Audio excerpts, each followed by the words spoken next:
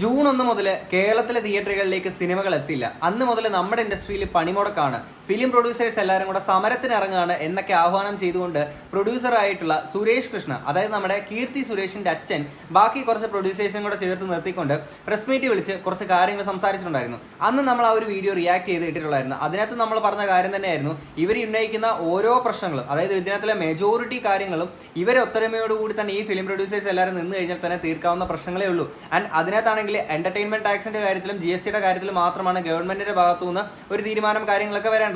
Okay, ബാക്കി എല്ലാ പ്രശ്നങ്ങളും അല്ലെങ്കിൽ ബാക്കി എല്ലാ പ്രശ്നങ്ങളും തീർക്കാനെ കൊണ്ട് ഇവർ ഒത്തൊരുമയോടുകൂടി നിന്നാൽ മാത്രം മതി. ഓക്കെ, അന്ന് പുള്ളി പറഞ്ഞ 2-3 സാധനങ്ങൾ ഞാൻ ഇങ്ങോട്ട് പ്ലേ ചെയ്യാം. ജൂൺ 1 മുതൽ ഞങ്ങൾ സിനിമ നിർത്തിവെക്കാൻ തീരുമാനിച്ചു. എല്ലാം ഞങ്ങൾ നിർത്തുകയാണ്. ടോട്ടൽ ഷട്ട് ഡൗണിലേക്ക് ഞങ്ങൾ പോവുകയാണ്. ഏറ്റവും വലിയ പ്രശ്നം എന്ന് പറയുന്നത് ആർട്ടിസ്റ്റിന്റെ റെമ്യൂണറേഷൻ. പുള്ളി ആർട്ടിസ്റ്റിന്റെ റെമ്യൂണറേഷന്റെ കാര്യം പറയുമ്പോഴും പുള്ളിയുടെ മകളായിട്ടുള്ള കീർത്തി സുരേഷ് അങ്ങനെ വലിയൊരു റെമ്യൂണറേഷനോ കാര്യങ്ങളൊന്നും വാങ്ങിക്കാത്തതുണ്ട്. അല്ലെങ്കിൽ ഒരു സിനിമ ഹിറ്റായി കഴിഞ്ഞാൽ മറ്റൊരു പുതിയൊരു സിനിമ വരുമ്പോഴത്തേക്കും അതിൽ കൂടുതൽ തുക ചോദിക്കാത്തത് കൊണ്ട് തന്നെ, അല്ലെങ്കിൽ അങ്ങനെ ചോദിക്കാത്തൊരു വ്യക്തി ആയതുകൊണ്ട് തന്നെ പുള്ളിക്ക് ഇത് പറയാനുള്ള എല്ലാവിധ യോഗ്യതയുണ്ട്. അങ്ങനെയാണ് നമ്മൾ മനസ്സിലാക്കേണ്ടത്, അല്ലേ? എല്ലാവരും സിനിമ എടുക്കാണ്, താരങ്ങളും ഒക്കെ സിനിമ എടുക്കാണ്. അവർ എല്ലാവരും സിനിമ എടുത്താണ് ഈ രീതിയിലേക്ക് ഇൻഡസ്ട്രി എത്തിച്ചത്. ഒരു രീതിയിൽ മുമ്പോട്ട് പോകാൻ പറ്റാത്തതുകൊണ്ട് ഞങ്ങൾ ജൂൺ 1 മുതൽ ഒരു ഷട്ട് ഡൗണിലേക്ക് പോവുകയാണ്. ഇത് അറിയിക്കാനാണ് പുള്ളി പറയുന്നത്. താരങ്ങൾ സിനിമ പ്രൊഡ്യൂസ് ചെയ്യാൻ ഇറങ്ങിയപ്പോൾ ഉള്ള പ്രശ്നങ്ങളെ കുറിച്ചിട്ടാണ്. അവരാണ് ഇങ്ങനെ ഒരു ഇൻഡസ്ട്രി ഈ രീതിയിൽ കൊണ്ട് എത്തിച്ചതെന്നുള്ളത്. ഇവരിപ്പോൾ ഒരു പ്രൊഡ്യൂസറിന്റെ സൈഡിൽ നിന്നല്ല ഇദ്ദേഹം സംസാരിക്കുന്നത്. അപ്പം ഒരു താരം ഒരു സിനിമ പ്രൊഡ്യൂസ് ചെയ്യുമ്പോഴും അവരും ഒരു പ്രൊഡ്യൂസറിന്റെ ഒരു സ്ഥാനത്തേക്ക് തന്നെയല്ലേ വരുന്നത്. അവരൊരു സിനിമയിൽ അഭിനയിച്ചതുകൊണ്ട് അല്ലെങ്കിൽ അവരൊരു താരമായതുകൊണ്ട് അവർക്കൊരു സിനിമ പ്രൊഡ്യൂസ് ചെയ്യാൻ പാടില്ല എന്നൊന്നും ഇവിടെ നിയമമില്ല. നമ്മുടെ ഇന്ത്യ മഹാരാജ്യത്ത് നമ്മുടെയൊക്കെ എല്ലാ ആളുകൾക്കും ഈക്വൽ ആയിട്ടുള്ള റൈറ്റ്സ് ആണുള്ളത്. ഓക്കെ, അപ്പം അങ്ങനെയാണെങ്കിൽ ഇദ്ദേഹം ഒരു താരം തന്നെയല്ലേ, ഇദ്ദേഹം സിനിമയിലൊക്കെ അഭിനയിക്കുന്ന ഒരാൾ തന്നെയല്ലേ. അപ്പം ഇദ്ദേഹം പറയുന്ന ഒരു കാര്യമാണ്. പിന്നെ ഇവർ പറഞ്ഞ മറ്റൊരു കാര്യം, അതായത് OTT പ്ലാറ്റ്ഫോം ആണെങ്കിൽ ഇവർ നമ്മൾ പറയുന്ന തുകയ്ക്ക് അവർ എടുക്കുന്നില്ല, അവർ പറയുന്ന തുകയ്ക്ക് നമ്മൾ പണം കൊടുക്കേണ്ടതായിട്ട് വരുന്നുണ്ട് എന്ന് അവർ പറഞ്ഞപ്പോൾ ഞാൻ അന്നിട്ട് വീഡിയോക്കകത്ത് പറഞ്ഞതാണ്, നിങ്ങളെല്ലാവരും ഒറ്റക്കെട്ടായിട്ട് നിന്നിട്ട് സിനിമ തരാൻ പറ്റില്ല, ഈ വിലയ്ക്കാണെങ്കിൽ മാത്രമേ നിങ്ങൾക്ക് വിൽക്കാൻ പറ്റൂ എന്ന് നിങ്ങൾ പറയണം. അങ്ങനെ നിങ്ങൾ ഒറ്റക്കെട്ടായി നിന്നാൽ മാത്രമേ പറ്റൂ എന്ന് പറഞ്ഞപ്പം ആരോ ഒരാൾ കമന്റ് ഇടുകയാണ്. അതായത് നിനക്ക് പറയാൻ എളുപ്പമാണ്, ഇത് അങ്ങോട്ട് അത്ര പെട്ടെന്ന് പ്രവർത്തിക്കാൻ പറ്റുന്ന കാര്യമൊന്നും അല്ലെന്ന് ആരോ പറഞ്ഞിരുന്നു. അങ്ങനെയാണെങ്കിൽ ഞാൻ ഒരു എക്സാമ്പിൾ പറയാം. നമ്മുടെ നാട്ടിൽ ബ്രിട്ടീഷുകാർ വന്ന ടൈമിൽ അന്നും ഇതുപോലെ പല ആൾക്കാരും പറഞ്ഞിട്ടുണ്ട്, ഈ ബ്രിട്ടീഷുകാരെ നമ്മളെല്ലാവരും ഒറ്റക്കെട്ടായിട്ട് നിർത്തി കഴിഞ്ഞാൽ പല ആളുകളും പറഞ്ഞാണ് തുരത്തി ഓടിക്കാന്നുള്ളത്. പക്ഷെ ആരും കേട്ടില്ല. അന്നും ഇതേപോലുള്ള പല ചോദ്യങ്ങൾ അവർക്ക് കേൾക്കേണ്ടതായിട്ടുണ്ട്. അതായത് നിങ്ങൾക്ക് പറഞ്ഞപ്പോൾ പെട്ടെന്ന് തീർന്നു, പക്ഷേ ഇതൊക്കെ പ്രാവർത്തികമാക്കാൻ ഭയങ്കര പ്രയാസമാണെന്നുള്ളത്. അങ്ങനെ ഇത്തരം സംശയങ്ങൾ കുറെ ആൾക്കാർ പറഞ്ഞതിന്റെ ഭാഗമായിട്ടാണ് 200 വർഷം ബ്രിട്ടീഷുകാർക്ക് അടിമപ്പെട്ട് നമ്മൾ കിടക്കേണ്ടി വന്നിട്ടുള്ളത്. അതേപോലെ തന്നെ ഈ OTT പ്ലാറ്റ്ഫോമിന്റെ അടുത്താണെങ്കിൽ നമ്മൾ ഈ ഇൻഡസ്ട്രിയിലുള്ള എല്ലാ ആളുകളും, എല്ലാ പ്രൊഡ്യൂസേഴ്സും എല്ലാ ഒരു ഒത്തൊരുമയോടുകൂടി തന്നെ നിന്നുകൊണ്ട് ഇനി ഞങ്ങൾ സിനിമ തരാൻ സൗകര്യപ്പെടുന്നില്ല, കാര്യം ഞങ്ങളുടെ സിനിമകൾ ഈ റേറ്റിൽ നിങ്ങൾക്ക് എടുക്കാൻ പറ്റുമെങ്കിൽ മാത്രമേ ഞങ്ങൾ തരുന്നുള്ളൂ എന്ന് പറഞ്ഞു കഴിഞ്ഞാൽ തീരാവുന്ന പ്രശ്നമേ ഉള്ളൂ. ഓക്കെ, അതിന് കുറച്ച് ടൈം എടുക്കും, നല്ല രീതിയിൽ കുറച്ച് എഫേർട്ടും കാര്യങ്ങളൊക്കെ എടുക്കേണ്ടതായിട്ട് വരും. ഓക്കെ, ആൻഡ് ഈ പറയുന്ന പോലെ അവർക്ക് ഇവിടുന്ന് മലയാളം ഇൻഡസ്ട്രിയിൽ നിന്ന് കിട്ടുന്ന പൈസ എന്തോടെ OTT-കാർക്ക് വേണ്ട, ചുമ്മാ കിട്ടുന്ന വല്ല പുളിങ്കുരു വല്ലോ ആണോ? അല്ലല്ലോ, അതും പൈസ തന്നെ അല്ലേ. ഓക്കെ, അപ്പോൾ അവർ വേണ്ടെന്ന് പറയല്ലോ. അങ്ങനെ ഓരോ കാര്യങ്ങളും ഞാൻ ആ ഒരു വീഡിയോയ്ക്ക് അത് പറഞ്ഞിട്ടുള്ളതാണ്. ആൻഡ് ഇനി ഇപ്പം വന്നേക്കുന്ന ഒരു പ്രശ്നം എന്ന് വെച്ചാൽ, ഇവർ പറഞ്ഞേക്കുന്ന കാര്യങ്ങൾക്ക്, അല്ലെങ്കിൽ ഈ സുരേഷ് കൃഷ്ണ വന്ന് പറഞ്ഞേക്കുന്ന കാര്യങ്ങൾ ഈ പ്രൊഡ്യൂസേഴ്സിന്റെ എല്ലാവരുടെയും കൂടെ ചേർന്നുള്ള ഒരു അഭിപ്രായമല്ല, പുള്ളിയുടെ വ്യക്തിപരമായിട്ടുള്ള ചില താല്പര്യം കൊണ്ട് വന്ന് പറഞ്ഞേക്കുന്ന കുറച്ച് സാധനങ്ങളാണ് എന്നുള്ള രീതിയിലും, പിന്നീട് എമ്പുരാൻ സിനിമയൊക്കെ ആണെങ്കിൽ എന്താ പറയുക, മറ്റൊരു രീതിയിലേക്ക് കൊണ്ടെത്തിക്കാൻ, ആൾക്കാരുടെ മുന്നിൽ വേറൊരു രീതിയിൽ ചിത്രീകരിക്കാൻ പുള്ളി ശ്രമിക്കുകയാണ് എന്നുള്ളതിലേക്ക് ആന്റണി പെരുമ്പാവൂർ കഴിഞ്ഞ ദിവസമാണെങ്കിൽ ഫേസ്ബുക്കിലാണെങ്കിൽ, അല്ലെങ്കിൽ ഞാൻ ഈ ഒരു വീഡിയോ ചെയ്യുന്നതിന് മുമ്പായിട്ട് ഫേസ്ബുക്കിൽ ഒരു പോസ്റ്റ് ഇട്ടിട്ടുണ്ടായിരുന്നു. ഓക്കെ, ആൻഡ് ഈ ഒരു പോസ്റ്റിനാണെങ്കിൽ നമ്മുടെ പൃഥ്വിരാജ് സുകുമാരനാണെങ്കിൽ ഫേസ്ബുക്കിൽ തന്നെയാണെങ്കിൽ റീഷെയർ ചെയ്തിട്ടാണെങ്കിൽ എല്ലാം ഓക്കെ അല്ലേ അണ്ണ എന്ന് പറഞ്ഞുകൊണ്ട് പുള്ളിയാണെങ്കിൽ ഇത് അതിനൊരു ക്യാപ്ഷൻ കൊടുത്ത് ഷെയർ ചെയ്തിട്ടുണ്ടായിരുന്നു. ഇനി ആന്റണി പെരുമ്പാവൂർ പറയുന്ന കാര്യങ്ങൾ ഞാൻ ഇങ്ങോട്ട് വെക്കാം. ഇനി അങ്ങോട്ട് നിങ്ങളാണെങ്കിൽ ജസ്റ്റ് ഒന്ന് 2x ഇട്ട് വീഡിയോ കാണുക. നിങ്ങളുടെ വിലപ്പെട്ട സമയം വെറുതെ കളയണ്ട എന്ന് വിചാരിച്ചിട്ടാണ് പറഞ്ഞത് 2x ഇട്ട് കാണാനൊക്കെ ഉണ്ട്. ആൻഡ് ഞാനിത് മാക്സിമം സ്പീഡിൽ തന്നെ വായിക്കാൻ ശ്രമിക്കാം. പുള്ളിക്ക് പറയാനുള്ള ഒരു പ്രതികരണം, പുള്ളി ഒരു വീഡിയോ ഇട്ടാൽ മതിയായിരുന്നു. ഇതിന് ഫുള്ള് കുറേ പാരഗ്രാഫ് ഉണ്ട്, ഞാനത് വായിക്കാം. എനിക്ക് പറയാനുള്ളത്, കഴിഞ്ഞ മാസത്തെ മലയാള സിനിമയെ വിലയിരുത്തി മലയാള സിനിമ വ്യവസായത്തെ പറ്റി മുതിർന്ന നിർമ്മാതാവും നടനുമൊക്കെയായ ശ്രീ സുരേഷ് കുമാർ മാധ്യമങ്ങളോട് നടത്തിയ തുറന്നു പറച്ചിലിനെ പറ്റി ചിലത് പറയണമെന്നുള്ളത് കൊണ്ടാണ് ഈ കുറിപ്പ്. വ്യക്തി എന്ന നിലയ്ക്ക് ജനാധിപത്യ ഇന്ത്യയിൽ സ്വന്തം അഭിപ്രായം പറയാനുള്ള സ്വാതന്ത്ര്യം അദ്ദേഹത്തിനുണ്ട്. എന്നാൽ ഒരു സംഘടന എന്ന പ്രതിനിധീകരിക്കുമ്പോൾ ആ സംഘടനയിലെ ഭൂരിപക്ഷം അംഗീകരിക്കുന്നത് ബോധ്യപ്പെട്ടതുമായ കാര്യങ്ങളാണ് പൊതുവേദിയിൽ അവതരിപ്പിക്കേണ്ടത്. അപ്പോഴേ സംഘടനയിലെ ഭൂരിപക്ഷത്തിന് ആ അഭിപ്രായത്തിനോടൊപ്പം നിൽക്കാനും പിന്തുണയ്ക്കാനും സാധിക്കും. സംഘടനയിൽ അഭിപ്രായ സമന്വയമില്ലാത്ത കാര്യങ്ങൾ വ്യക്തിപരമായി പൊതു സമക്ഷം അവതരിപ്പിക്കാൻ അദ്ദേഹം തയ്യാറായതുകൊണ്ട് മാത്രം അതേ സ്വാതന്ത്ര്യം എടുത്തുകൊണ്ട് ഞാനും ചിലത് ജനങ്ങൾക്ക് മുന്നിൽ തുറന്നു പറയുകയാണ്. ജൂൺ 1 മുതൽ നിർമ്മാതാക്കൾ സമരത്തിനിറങ്ങുന്നതായി വലിയ ആവശ്യത്തിൽ ശ്രീ സുരേഷ് കുമാർ പറഞ്ഞതു ഞാനും കണ്ടു. മറ്റു ചില സംഘടനകളിൽ നിന്നുണ്ടായ സമ്പർക്കങ്ങൾക്ക് വഴങ്ങിയാവണം അദ്ദേഹം അങ്ങനെ പറയാൻ തയ്യാറായതെന്നാണ് ഞാൻ കരുതുന്നത്. മറ്റു ചില സംഘടനകളിൽ നിന്നുണ്ടായ സമ്പർക്കങ്ങൾക്ക് വഴങ്ങിയാവണം അദ്ദേഹം അങ്ങനെ പറയാൻ തയ്യാറായതെന്നാണ് ഞാൻ കരുതുന്നത്. ഇത്തരത്തിലൊരു സമര നീക്കം സിനിമയ്ക്ക് ഒരു തരത്തിലും ഗുണമാകുമെന്ന് ഞാൻ കരുതുന്നില്ല. കാരണം 100 കണക്കിന് ആളുകളെ അതുവഴി 1000-കണക്കിന് കുടുംബങ്ങളെ നേരിട്ടും അല്ലാതെയും ബാധിക്കുന്ന ഒന്നാണത്. സംഘടനയെ പ്രതിനിധീകരിച്ച ആരാണ് ഇതൊക്കെ പറയാൻ അദ്ദേഹത്തെ ചുമതലപ്പെടുത്തിയത്, എന്താണ് അതിനു പിന്നിലെ ചേതവികാരം എന്നൊക്കെയുള്ള കാര്യങ്ങളിൽ വ്യക്തത വേണ്ടതുമുണ്ട്. കൂട്ടത്തിലുള്ളവരെ പറ്റിയും സിനിമയിലെ മറ്റ് മേഖലയിലുള്ളവരെ പറ്റിയും പുത്തൻ തലമുറയെ പറ്റി കടുത്ത ഭാഷയിൽ വിമർശിച്ചാൽ അദ്ദേഹത്തോടൊപ്പം സംഘടനയെ മറ്റുള്ളവർ നിശബ്ദമായി പിന്തുണയ്ക്കുമെന്നാണ് അദ്ദേഹത്തിന്റെ ധാരണയെന്നും അത് കേട്ടപ്പോൾ എനിക്ക് തോന്നി. ഏതെങ്കിലും നിക്ഷിപ്ത താല്പര്യക്കാരുടെ വാക്കുകളിൽ അദ്ദേഹം പെട്ടുപോയതാണോ എന്നും സംശയം തോന്നി. 100 കോടി ക്ലബിൽ കയറിയ മലയാള സിനിമകളെ പരിഹസിച്ചും വെല്ലുവിളിച്ചും അദ്ദേഹം സംസാരിച്ചതും കേട്ടു. സിനിമ 50 കോടി 100 കോടി 200 കോടി 500 കോടി ക്ലബ്ബുകളിൽ കയറുക എന്നത് ഇന്ത്യയിൽ എവിടെയുമുള്ള ഫിലിം ഇൻഡസ്ട്രികളിൽ നിലവിലെ രീതി അനുസരിച്ച് എൻ്റെ അറിവിൽ മൊത്തം കളക്ഷനെ അഥവാ ഗ്രോസ് കളക്ഷനെ അടിസ്ഥാനമാക്കി തന്നെയാണ്. തിയേറ്ററിൽ നിന്ന് മൊത്തം വരുന്ന കളക്ഷനും ആ സിനിമയ്ക്ക് വിവിധ രീതികളിൽ നിന്ന് വന്നു ചേരുന്ന മറ്റു വരുമാനങ്ങളും കൂടി ചേരുന്നതാണ്. നിർമ്മാതാവിനുള്ള ആദായത്തെ വെച്ചിട്ടല്ല അങ്ങനെയുള്ള വിലയിരുത്തലും വിശേഷണങ്ങളും. അത് ബോളിവുഡിലും തമിഴിലും തെലുങ്കിലും എല്ലാം അങ്ങനെ തന്നെയാണ് താനും. അതിനെ നിർമ്മാതാവിന് മാത്രം കിട്ടിയതായുള്ള അവകാശവാദമായി ചിത്രീകരിച്ച് വിമർശിക്കുന്നതിന്റെ പൊരുൾ ദുരൂഹമാണ്. പിന്നെ അദ്ദേഹം പ്രതിനിധീകരിക്കുന്ന സംഘടനയിലുള്ളവരിൽപ്പെട്ടവരിൽ തന്നെയാണല്ലോ ഇങ്ങനെ 100 കോടി ക്ലബിലും 200 കോടി ക്ലബ്ബുകളിലും ഇടം നേടിയ വിശേഷണങ്ങൾ പ്രചരിപ്പിക്കുന്നതും. മലയാളത്തിൽ നിന്നുള്ള സിനിമകൾക്ക് ചുരുങ്ങിയ നാൾ കൊണ്ട് അത്രയ്ക്ക് കളക്ഷൻ കിട്ടും. അവ മറ്റു നാടുകളിലെ അതിലും വലിയ സിനിമകൾക്കൊപ്പം എത്തുകയും ചെയ്യുന്നതിൽ സന്തോഷിക്കുകയും ആ സന്തോഷം പങ്കിടുകയും ചെയ്യുന്നതിൽ അപാകതയില്ലെന്നാണ് എൻ്റെ അഭിപ്രായം. അതിനെയൊക്കെ ചോദ്യം ചെയ്തും അധിക്ഷേപിച്ചും അപരാധം എന്നോണം വ്യാഖ്യാനിച്ചും ശ്രീ സുരേഷ് കുമാർ സംസാരിച്ചതിൻ്റെ ചേതോവികാരവും അവ്യക്തമാണ്.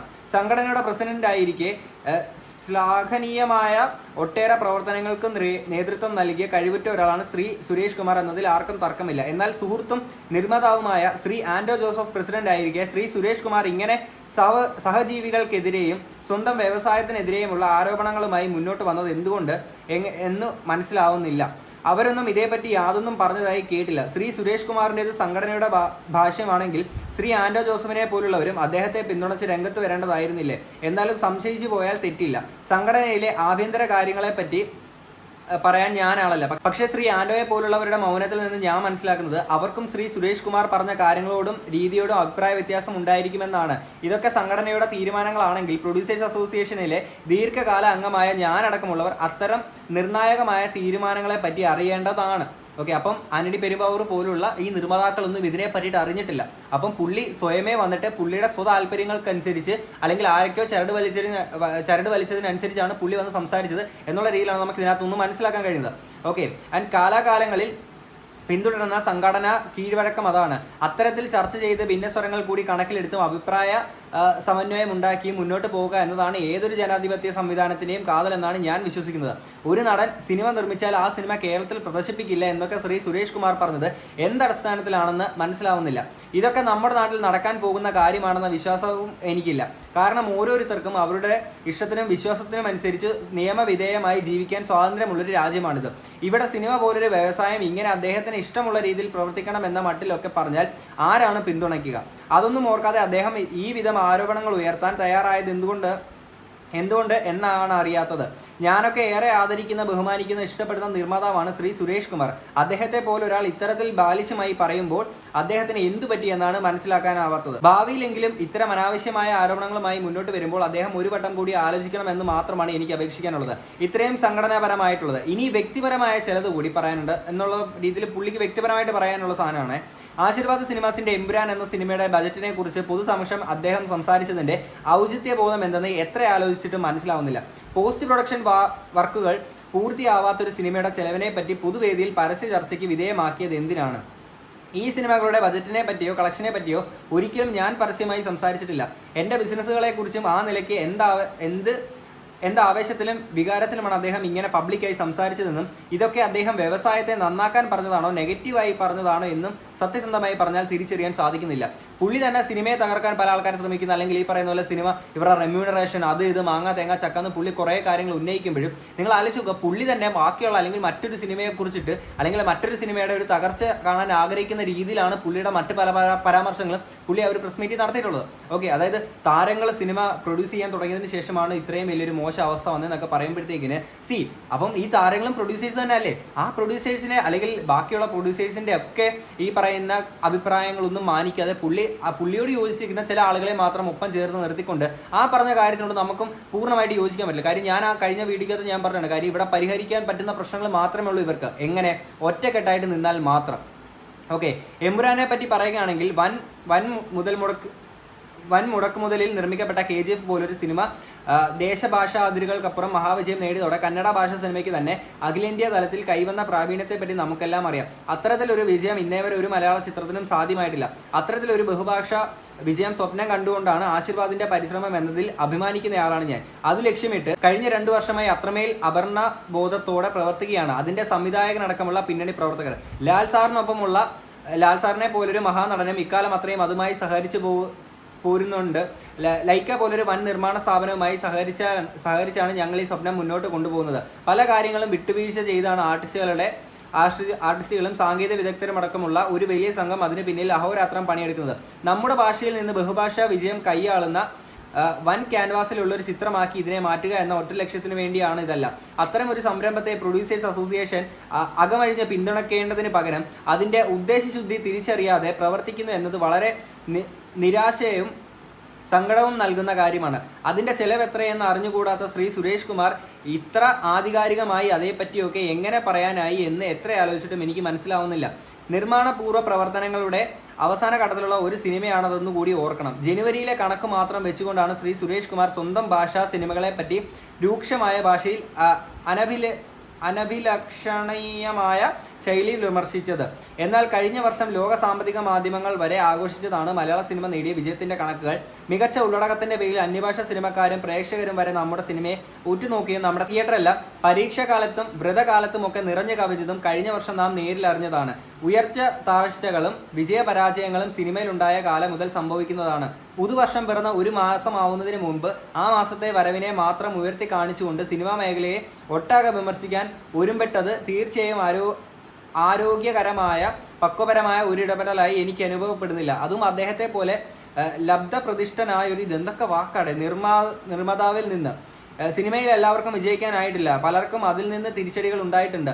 അതൊക്കെ പരമാർത്ഥങ്ങളാണ്. അവ അവതരിപ്പിക്കപ്പെടേണ്ടതും അഭിസംബോധനപ്പെടേണ്ടതും തന്നെയാണെന്നതിലും തർക്കമില്ല. പക്ഷേ അപ്പോഴും ആ വിഷയങ്ങൾ അവതരിപ്പിക്കുന്നതിൽ കുറെ കൂടി പക്വവും നിഷ്പക്ഷവുമായ ഒരു ശൈലി സ്വീകരിക്കണമെന്നായിരുന്നു എന്ന് തന്നെയാണ് എൻ്റെ അഭിപ്രായം. ഇത് എൻ്റെ മാത്രം അഭിപ്രായമാണ്. തിയേറ്ററുകൾ അടച്ചിടുകയും സിനിമകൾ നിർത്തിവെക്കുകയും ചെയ്യുമെന്ന് വ്യക്തികൾ തീരുമാനിക്കുന്ന ഒരു രാജ്യത്തല്ല നമ്മളാരും സംഘടനാപരമായി നിലനിൽക്കുന്നത്.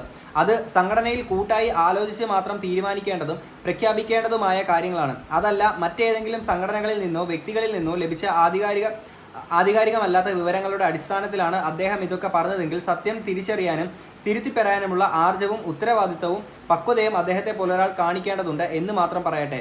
സംഘടനയിലും പുറത്തും തെറ്റുകൾ ആർക്കും സംഭവിക്കാവുന്നതാണ്. എന്നാൽ ആ തെറ്റുകൾ തിരുത്തിക്കാനുള്ള ജനാധിപത്യ ഉത്തരവാദിത്വം സംഘടനാ ഭാരവാഹികൾക്കുമുണ്ട് എന്ന് ഞാൻ കരുതുന്നു. അത്തരത്തിലൊരു ശ്രമം ശ്രീ ആൻഡോ ജോസഫിന്റെ നേതൃത്വത്തിലുള്ള ഭാരവാഹികളിൽ നിന്നുണ്ടാകുമെന്നും ഞാൻ പ്രതീക്ഷിക്കുന്നു.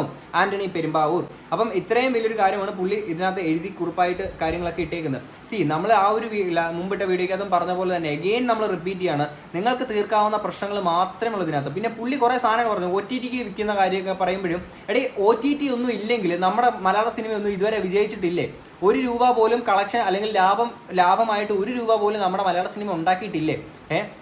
കാര്യം ഞാൻ വീഡിയോയുടെ തുടക്കത്തിൽ പറഞ്ഞൊരു കാര്യത്തിൽ ഒരെണ്ണം വിട്ടുപോയൊരു സാധനമാണ്. അതായത് നമ്മുടെ മുൻകാലങ്ങളിൽ എത്രയോ റിലേറ്റ് ചെയ്യാൻ പറ്റുന്ന രീതിയിൽ ഇന്നും സമകാലിക പ്രസക്തിയോടുകൂടി നിൽക്കുന്ന എത്രയോ സിനിമകളുണ്ട്, എത്ര വൻ വിജയങ്ങൾ പോയ സിനിമകൾ ആ കാലത്ത്. അന്ന് ഈ പറയുന്ന OTTയോ കാര്യങ്ങളോ ഒന്നും ഉണ്ടായിരുന്നില്ല. ഇന്ന് OTT ഉണ്ടെങ്കിൽ മാത്രമേ ഒരു സിനിമ വിജയിക്കൂ എന്നാണ് നിങ്ങൾ പറയുന്നതെങ്കിൽ അത് നിങ്ങളുടെ മാത്രം പരാജയമാണ്. ഓക്കെ, ആൻഡ് ഒരു പ്രേക്ഷകൻ എന്ന നിലയിൽ ഞാൻ ഒരു കാര്യം പറയട്ടെ, ഒരു സിനിമയ്ക്കകത്തിലെ ഒരു കോണ്ടന്റ് അല്ലെങ്കിൽ എത്രത്തോളം മനോഹരമാണോ അല്ലെങ്കിൽ എത്ര അടിപൊളിയാണോ എത്ര പ്രേക്ഷകനെ എത്രത്തോളം തൃപ്തിപ്പെടുത്താൻ പറ്റുമോ ആ കോണ്ടന്റിനനുസരിച്ചിരിക്കും ആ ഒരു സിനിമ, ആ സിനിമയുടെ മേക്കിങ്ങിനനുസരിച്ചിരിക്കും ആൾക്കാർ അതിനെ വിജയിപ്പിക്കണോ വേണ്ടോ എന്നൊക്കെ ഉള്ളത്. അല്ലാതെ ഇവരൊക്കെ ആണെങ്കിൽ നിങ്ങൾ പ്രൊഡ്യൂസേഴ്സിൻ്റെ അല്ലെങ്കിൽ ഇവർ പൈസ കൂട്ടി എടുക്കുന്നു, അങ്ങനെയാണെങ്കിൽ നിങ്ങളൊരു കാര്യം ചെയ്യുക, പൈസ കൂട്ടി ഈ പറയുന്ന റെമ്യൂണറേഷൻ കൂടുതലാണ് ഈ നായകന്മാർക്ക് അവർക്കൊക്കെ എന്നുണ്ടെങ്കിൽ നിങ്ങൾ പുതിയ പുതിയ നടന്മാർക്ക് അവസരം കൊടുക്കൂ. ഓക്കെ, അപ്പോൾ ഇതേ പുതിയ നടന്മാർ ലാസ്റ്റ് കമൻറ്റിൽ ഒരാൾ പറഞ്ഞൊരു സാധനമാണ്, പുതിയതായിട്ടൊരു നടൻ വരുമ്പോഴത്തേക്കിന് അവൻ്റെ പടം വിജയിച്ച് കഴിഞ്ഞാൽ രണ്ടാമത്തെ പടം അവൻ പൈസ കൂട്ടി ചോദിക്കുന്നുള്ളൂ. ഓഫ് കോഴ്സ് അവൻ കൂട്ടി ചോദിക്കും. അത് കൂട്ടി ചോദിക്കുന്നവന് അവന് ആ പൈസ കൊടുക്കാൻ മുതലുള്ളവൻ മാത്രം ആ ഒരു പ്രൊഡ്യൂസർ അയാളെ പടത്തിനെടുത്താൽ പോരെ. അല്ലാത്ത ആൾക്കാർ വീണ്ടും അടുത്തൊരു നടനെ എടുക്കുക. കാര്യം ക്വാളിറ്റി കണ്ടന്റ് ഉണ്ടെങ്കിൽ അവിടെ നടന് വലിയ പ്രാധാന്യം വരുന്നില്ല. ഓക്കെ, ആ സിനിമ ഏത് രീതിയിൽ മേക്ക് ചെയ്ത് ആൾക്കാരിലോട്ട് എത്തിക്കുന്നു എന്നതിൽ മാത്രമാണ് പ്രാധാന്യം ഇരിക്കുന്നത്. ഈ അടുത്തിറങ്ങിയ കൽബ് എന്ന് പറയുന്ന സിനിമ തിയേറ്ററിൽ വലിയ വിജയമായിരുന്നില്ല, പക്ഷേ OTT ഇറങ്ങിയതിന് ശേഷം എത്രയോ ആൾക്കാരാണ് ആ ഒരു സിനിമയെ ഹൃദയത്തിൽ ഇങ്ങനെ ഏർത്തെടുക്കുന്നത്. സംഭവം കുറച്ച് ക്രിഞ്ച് കാര്യങ്ങളൊക്കെയാണ്, അതിനെപ്പറ്റി ഞാൻ കൂടുതലായിട്ട് പറഞ്ഞില്ല. പക്ഷേ ആ സിനിമ OTT വന്നപ്പോൾ വലിയൊരു വിജയമായിട്ട് മാറി. ഓക്കെ, അതേപോലെ തന്നെ നിങ്ങളൊരു ക്വാളിറ്റി പ്രൊഡക്റ്റ് ഉണ്ടാക്കൂ. ആ ക്വാളിറ്റി പ്രൊഡക്റ്റ് ഉണ്ടാക്കിയിട്ട് നല്ല രീതിയിൽ മാർക്കറ്റ് ചെയ്ത് ആൾക്കാരിലോട്ട് എത്തിക്കൂ. ആ സാധനം വിജയിക്കും. അല്ലാതെ നിങ്ങൾ ഒന്നെങ്കിൽ ഈ കിടന്ന തമ്മിത്തല്ല് കാണിക്കാതെ ഭയങ്കര നാണം കെട്ട പരിപാടിയാണ്. നിയമസഭയിൽ മാത്രമായിരുന്നു ഈ പരിപാടി കണ്ടുകൊണ്ടിരുന്നത്. ഇപ്പം നിങ്ങൾ സ്വന്തമായിട്ട് അല്ലെങ്കിൽ ഈ പറയുന്ന തീരുമാനങ്ങൾ നിങ്ങളെ കോർഡിനേറ്റ് ചെയ്യുന്ന ഒരു വ്യക്തി ഉണ്ടായിരിക്കും, അല്ലെങ്കിൽ നിങ്ങൾ കൂട്ടായിട്ട് നിന്നിട്ട് സംസാരിക്കണം, അല്ലെങ്കിൽ അങ്ങനെ നിങ്ങൾ എടുക്കേണ്ട ചില തീരുമാനങ്ങളുണ്ട്. അതൊന്നും ഇല്ലാതെ പിന്നീട് പ്രസ് മീറ്റ് വിളിച്ചിട്ട് പ്രേക്ഷകരുടെ അടുത്ത് അല്ലെങ്കിൽ എല്ലാവരുടെ ജനങ്ങളെ മുന്നിൽ പറയാണ് ഇനി ഞങ്ങൾ അന്ന് മുതൽ ഇനി സമരം ചെയ്യാൻ പോകും. ഞാൻ അന്നും പറഞ്ഞൊരു കാര്യമാണ്, തുഗ്ലക്ക് തീരുമാനമാണ് നിങ്ങൾ എടുത്തുകൊണ്ടിരിക്കുന്നത്. തുഗ്ലക്ക് തീരുമാനം. കാര്യം നിങ്ങൾക്ക് മാത്രം പരിഹരിക്കാൻ പറ്റുന്ന ചില കാര്യങ്ങൾ ഇതിനകത്തുണ്ട്. ഓക്കെ, അതൊന്നും പരിഹരിക്കാതെ ഇത്തരം തുഗ്ലക്ക് തീരുമാനങ്ങൾ സമരം ചെയ്യാൻ പോകുന്നു. കേൾക്കുമ്പോൾ എത്ര കോമഡി ആയിട്ടുള്ള കാര്യമൊന്നും ആലോചിച്ച് നോക്ക് നിങ്ങൾ. അത് സിനിമാക്കാർ, പ്രൊഡ്യൂസേഴ്സ്. ഓക്കെ, അപ്പോഴും മറ്റൊരു പ്രൊഡ്യൂസറാണ് പറയുന്നത് ഇത് ഇവരാരും അറിഞ്ഞിട്ടുള്ളൊരു കാര്യമില്ല, പുള്ളിയുടെ പറഞ്ഞ കാര്യങ്ങളോട് യോജിക്കുന്ന ചില ആളുകൾ മാത്രം ചേർന്നെടുത്തേക്കുന്ന ഒരു തീരുമാനമാണ് ഇതെന്നൊക്കെ. അതായത് ഇനി ഒരു ആളുടെ സിനിമയും ഇറക്കില്ല. ഓക്കെ, ഇവർക്ക് പടം എടുക്കാൻ താല്പര്യമില്ലെങ്കിൽ എടുക്കണ്ട, ബാക്കിയുള്ളവരെങ്കിലും എടുത്തോട്ടെ, പൈസ ഉള്ളവൻ എടുക്കട്ടെ, ഇല്ലാത്തവൻ എടുക്കണ്ട. ഓക്കെ, എന്തായാലും പൈസ ഉള്ളവനല്ലേ ഈ പറയുന്ന പരിപാടിക്ക് ഇറങ്ങുള്ളൂ.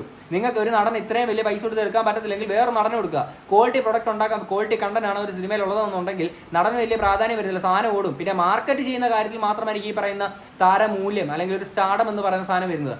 അതർവൈസ് നിങ്ങൾക്ക് ആ സിനിമയെ നല്ല രീതിയിൽ മാർക്കറ്റ് ചെയ്താൽ സക്സസ് ആക്കാൻ പറ്റും. അങ്ങനെ എത്ര സിനിമകൾ നമ്മുടെ മലയാള ഇൻഡസ്ട്രിയിൽ ഇറങ്ങുന്നുണ്ട്. എന്തായാലും ഇതിനെ പറ്റി നിങ്ങളുടെ അഭിപ്രായങ്ങൾ തീർച്ചയായിട്ടും കമന്റ് ബോക്സിൽ പറയാം. നമുക്ക് എന്തായാലും അടുത്തൊരു വീഡിയോ കാണാം. അപ്പോൾ ശരി, ബൈ.